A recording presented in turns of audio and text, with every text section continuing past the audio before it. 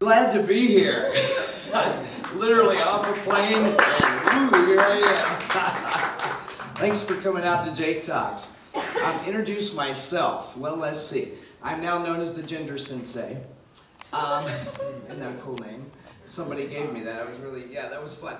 I have been doing martial arts 43 years. I started kicking in my mother's womb. So we're trying to figure out my age. So, prior to transition, was the highest ranking female martial artist in the world.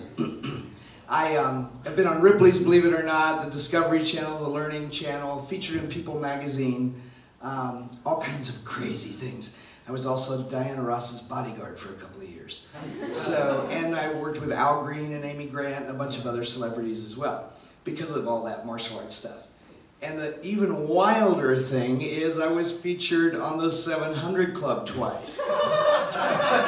Yeah, I want to invite Pat Robertson to one of these so he can see me now. Because at the time I had the long Farrah Fawcett hair. Elaine has seen plenty of those pictures. Yeah, and I was the All-American karate champ, you know, kick for Jesus. So I was a keynote speaker for the Fellowship of Christian Athletes, and I actually had a lot of fun. So I started martial arts at 6, won my first fighting title, the United States lightweight fighting title, at 17 years old, and started traveling the world. And then I was on the US karate team for a few years and got to do that. So then competing, really interesting, just a quick thing about my personal story, competing really categorizes people, sports really categorizes people by gender. There's no playing around with it, right? You are stuck.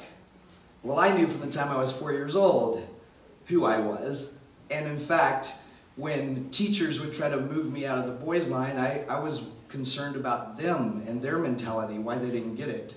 I knew who I was. It was like, why don't you get it? I thought they were a little slow. But then when I got into competition, it put me in a box that I felt very stuck in.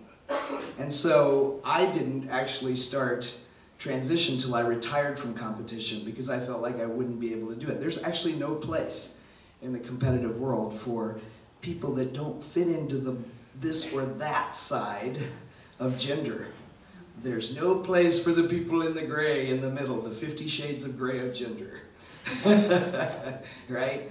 So it was really an interesting world. When I retired from competition and started coaching, then I announced transition and knew that I would take a big chance on losing my entire career. Because in the traditional martial arts world, first of all, I had broken the glass ceiling for someone the world viewed as a female martial artist. I have a 4th degree black belt or above in 17 martial arts. That's unheard of, right? And so I had broken the glass ceiling. I had women writing to me from all over the world saying, you inspire me, that I now think I can do things that I didn't think were possible for women in the martial arts. So that was beautiful.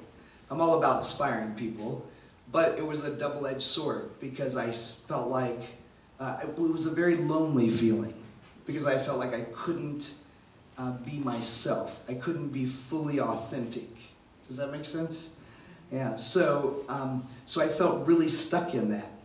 And I didn't want to stop inspiring people, so that's awesome, but I felt like they just didn't get me. So there was quite a loneliness to it. So labels, I got stuck with a lot of labels, as you can see. And I want to talk just a minute about labels. You see, isn't this funny? I wrote some notes on a barf bag. Traveling, I love that, right? So, yeah, and I'm at that age, I need these. Yeah. So you know what's really interesting about labels is that our entire language and the way we learn language as children is about labeling things.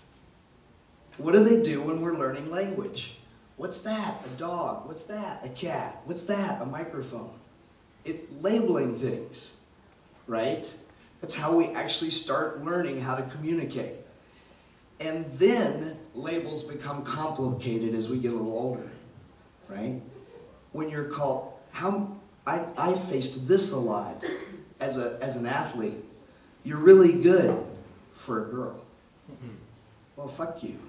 Okay? If you're good at something, you're good at something. Not for a girl or for the short kid or for the chubby kid or whatever. Right? You're good. Why do we do that to kids? Why do we do that? Think before we speak to children like that. Just celebrate people being good at something. You don't have to qualify it. Think about what is going through the mind of the people that do that. Why are they qualifying it? Yeah, that's something to talk about in a philosophy class, right? Perception. Now here's a funny word, perception. I am amazed that any of us can communicate in the world at all, that we have any idea what we're talking about. Because I can say one word, like, I can say badass, right? Which is something I've been called a few times, right? But my perception of it, where I come from in the world of martial arts, may be very different than your perception. You may think of a gangster. So what I attach to that word is so different from what you attach to it. So it's so funny to me how we even know what each other's talking about. And one of the things I've had to learn to do, I came from the South. That's why I was, in Christianville. Okay? So when you grow up in the South, people don't talk about anything. They just nod at you and go, bless your little heart. Yeah. Which actually means you're going to hell or fuck you. Yeah.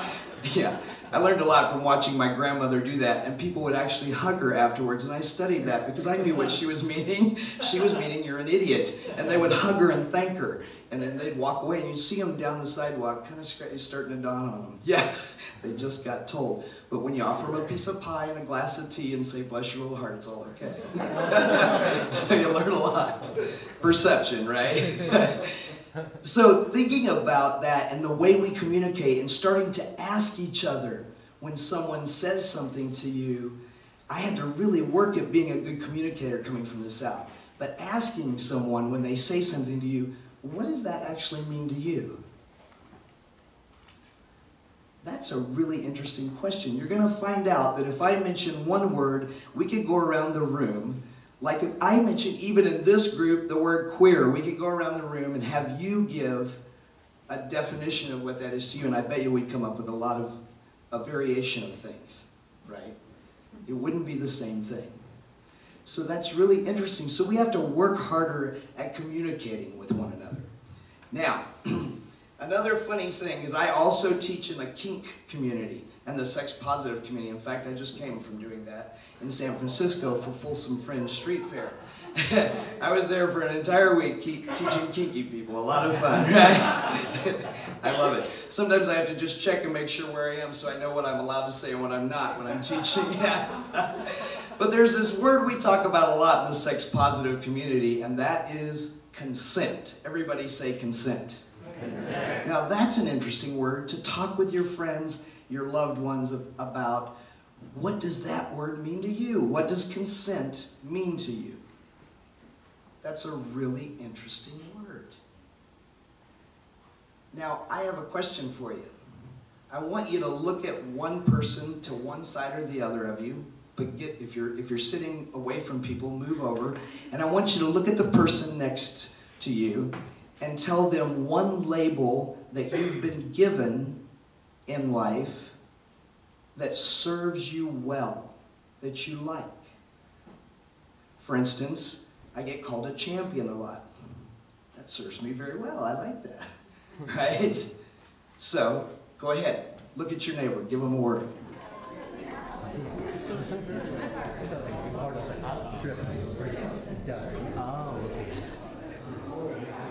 Good. Okay, bring it back in. Just one word. Now I'm going to have you look at your neighbor and tell them a label you've been given that hurts or that caused you discomfort. Go ahead, share.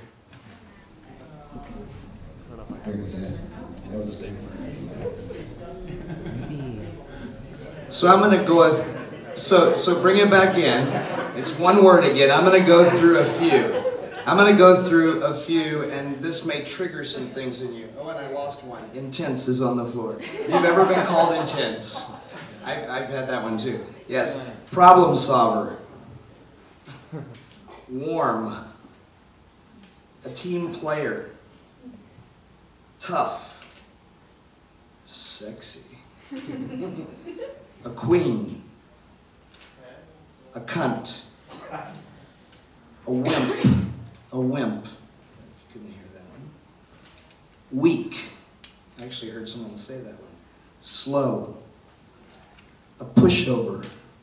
I want you to think about the effects of these words. A flirt. That's kind of a fun one. A queer. A nerd. Life of the party. That's kind of a fun one too, right? Butch. Femme. Needy. Witty. These are just, you know, we can go like for days, right? Easygoing. Loud. Sloppy. Slut. Bitchy.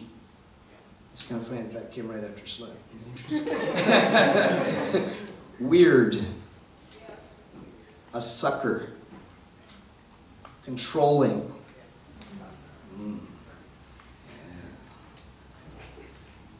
A fag. Skinny. High maintenance. I'm not high maintenance, but my hair is. Sharp. Beautiful. Talkative. Shy. A pain in the ass. What do these bring up for you? This is a great conversation to have with your friends. To go over labels and what labels they've gotten in life, and I have just a few more. We went over the badass. Big, bossy, strong, easygoing, a dork, wise. Fun stuff. But we were all told things like this when we were kids, right? And we've been told it then our whole life. So it's thinking about, what labels are you willing to consent to? Take just a moment and think about that. Because you know what? No one should be able to label us if we don't consent. Just like no one should be able to touch your body if you don't consent, right? So think about what labels serve you or would serve you. We're never going to get rid of labels. We're never going to get rid of them. It's how we communicate. So how do we turn that into something that we can use for a positive and not a negative, right? If more of us are using labels in a positive way and not using them negatively, I think it'll make huge change in the world. So I'm not here to tell you to totally ditch the labels. I'm here to tell you to own the labels you fucking want to own, baby. Right?